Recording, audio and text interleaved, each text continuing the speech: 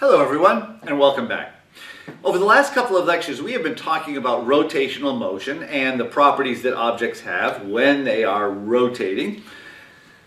The syllabus, my syllabus, states that we're going to be starting section 10 today, angular momentum, although these rotational sections kind of overlap with each other. We've already introduced angular momentum and we will be talking more about that today, although we will also be talking about some other things that we have already introduced. And in particular, last time we finished up by introducing a new way of combining vectors, which was called the cross product.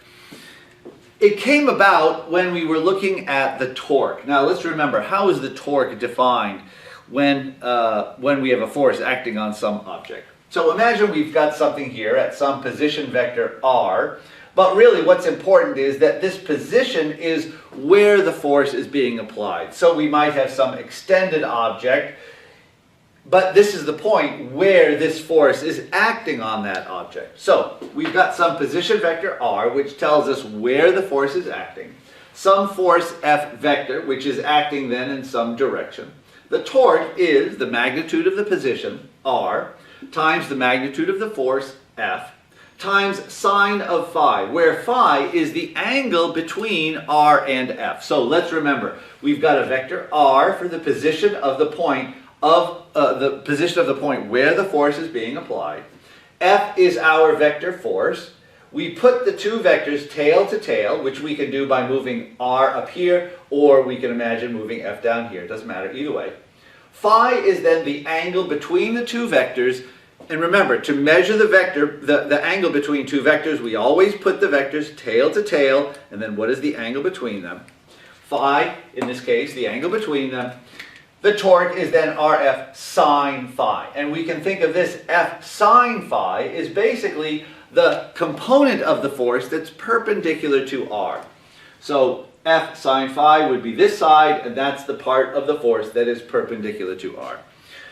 We use this then to define the magnitude of the cross product of two vectors. So we say this is R cross F, and the magnitude of the torque is then the magnitude of this cross product. But what's the direction of the cross product? Remember, we defined the direction using the right-hand rule. So let me bring F back down here. So we'll have F here. Here's F.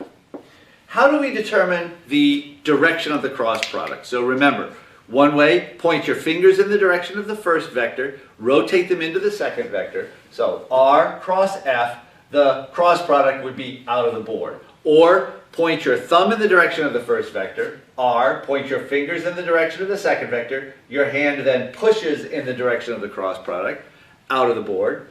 Or make a set of mutually perpendicular axes with your fingers.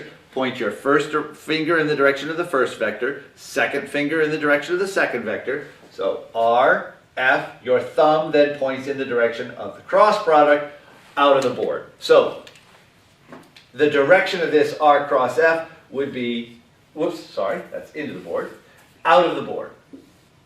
Now how does that make sense with the torque? Well, if we think about this, if we think about something rotating, if we apply a torque, say a force, to make the thing rotate this way, this would cause an object, like if it were a wheel or something, to rotate in this direction. In other words, a counterclockwise direction.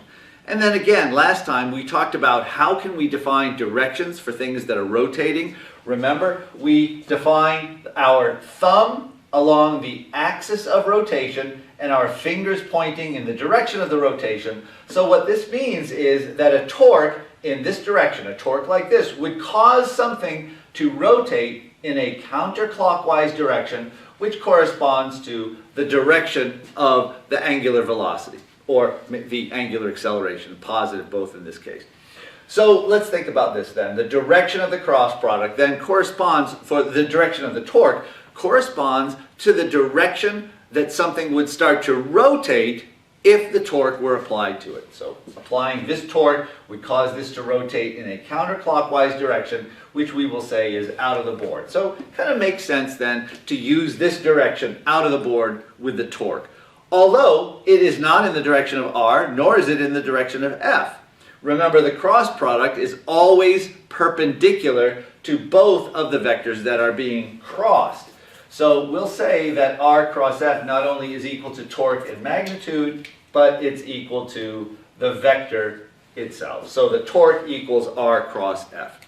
And let's remember, using this right-hand rule, our thumb is always perpendicular to the vectors that we're crossing. So the torque that we end up with will always be perpendicular to r.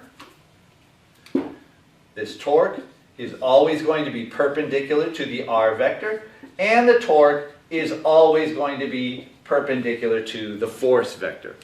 All right, very, very interesting. What I'd like to do now is to spend a few minutes and actually talk about the properties of the cross product. Given this definition, where the magnitude of the cross product is the product of the magnitudes times the sine of the angle between them, and then the direction of the cross product is given by the right-hand rule, I'd like to spend a little bit of time and look at just some properties of the cross product that we'll be able to use later on. Starting with the magnitude, we know that the magnitude of our cross product, A cross B, is the magnitude of the first vector, A, times the magnitude of the second vector, B, times the sine of the angle between them. So let's imagine we've got some A, some B, with an angle between them, phi. And if we think about this, what is B sine phi? Well, if we make a triangle here, B sine phi would be the length of that side. So this is actually the length of A times that side, which we can actually think of as, if we keep A over here and draw another B, that would be the length of this side times the height. It's basically the area of this parallelogram. So if we make a parallelogram with the two vectors, A and B, the magnitude of the cross product is the area of that parallelogram. Okay, well that's very interesting. Let's just keep that in mind. What is A cross A? If you take any vector and cross it into itself, what do we get? Well, what's the angle between A and A? It would be 0. What's the sine of 0? It's 0. So anytime you cross a vector into itself, you're going to get 0. Well, if we have the cross product of two vectors, let's say A1 cross A2 is equal to 0, what does that tell us about these two vectors? Well, either A1 equals 0, in other words, the magnitude of one of them equals 0, I don't really need that comma in there, or the magnitude of A2 equals 0.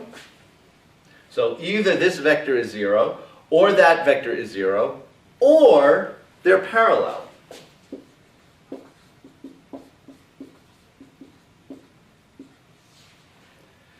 So if we've got a cross product, if this thing is 0, if we have a product of three things equal to 0, well, one of them has to be 0. Either the magnitude of the first vector is 0, the magnitude of the second vector is 0, or sine of phi is 0. And if sine of phi is 0, that means that phi is either, well, let's say, is either 0, where they're parallel, or 180 degrees. So they could be anti-parallel. Or A1 is anti-parallel to A2. In other words, what does that mean?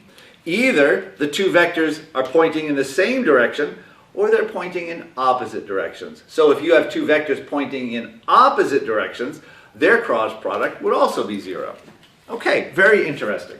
Now, we also noticed before, how is A cross B related to B cross A? Remember, from the right-hand rule, what did we find? If we go from A to B compared to B to A, we get the same magnitude, but the direction is opposite. So A cross B and B cross A are related by a minus sign. Anytime you switch the order of the vectors, you introduce another minus. So the cross product is not commutative, it is anti-commutative. So when you switch the order, you get a negative. Okay, very good. There are a couple of other properties that I'm going to introduce, although I'm not going to prove them. But they will be very, very useful in later on. So let's take a look. The properties are these.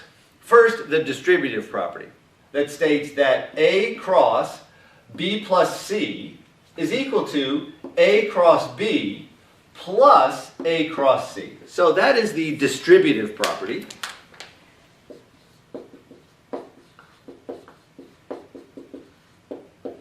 And to prove that would take just a little bit more time that I want to put in right now. So you can find proofs of that either in the textbook or online, actually. But we'll just accept that. And if you want the proof, go look for it. You'll find it.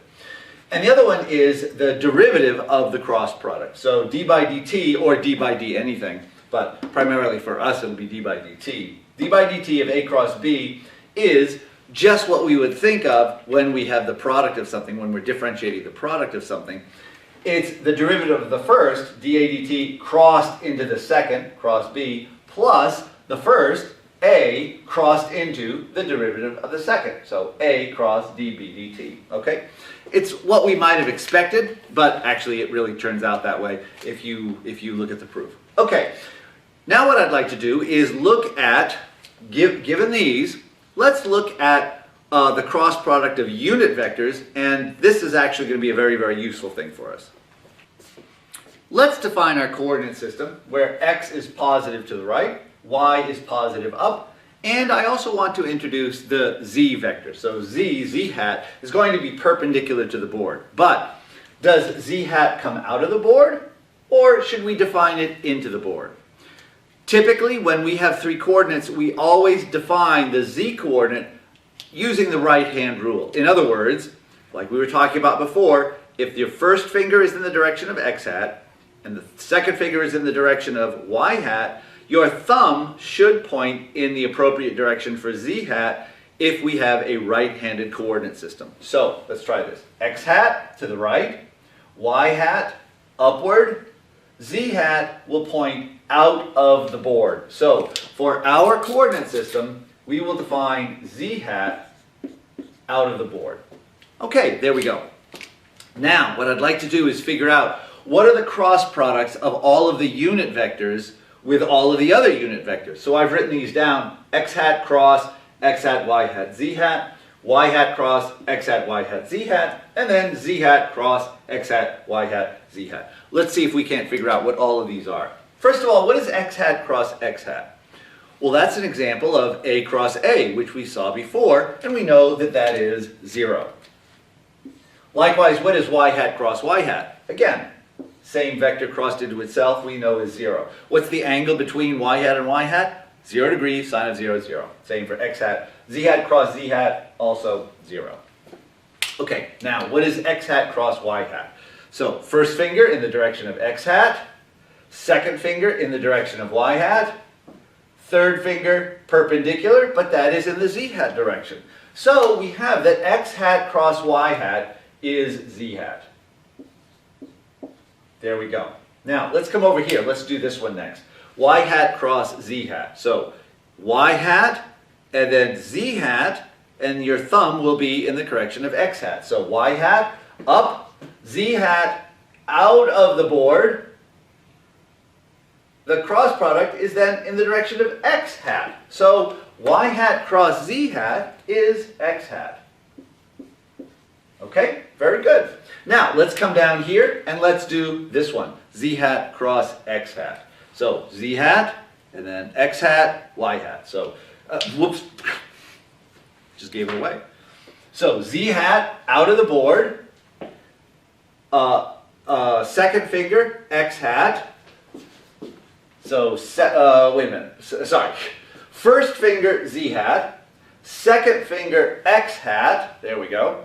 Thumb, it points up, which is in the y hat direction. So we have that z hat cross x hat is y hat. Okay, there we go. Very, very good. Now, what about these others?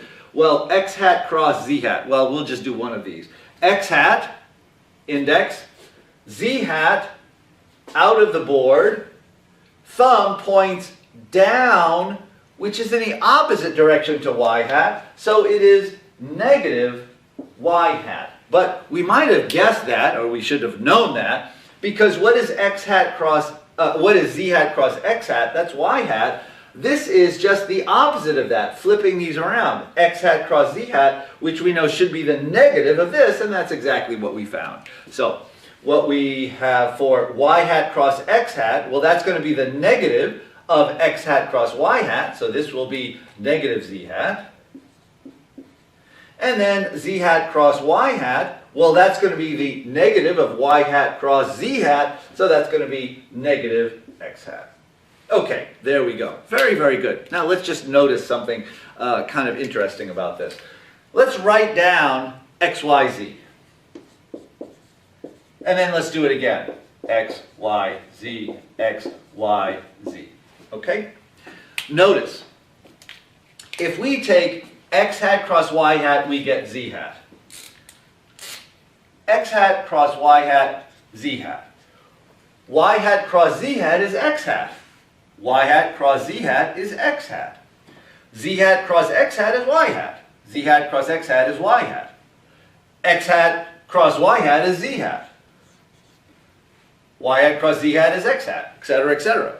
So, if we think of the unit vectors, x, y, z, x, y, z, x, y, z, if we keep going in that order, we always get positive results. X hat cross y hat is z hat, y hat cross z hat is x hat, z hat cross x hat is y hat, x hat cross y hat is z hat, etc., etc., etc. If we go in the opposite direction, what is y hat cross x hat?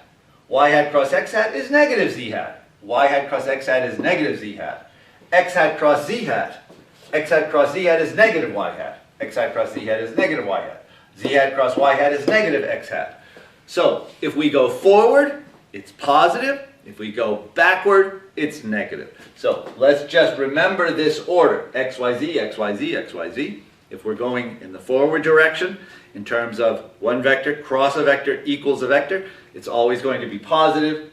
Going backwards, we introduce a negative sign. Great.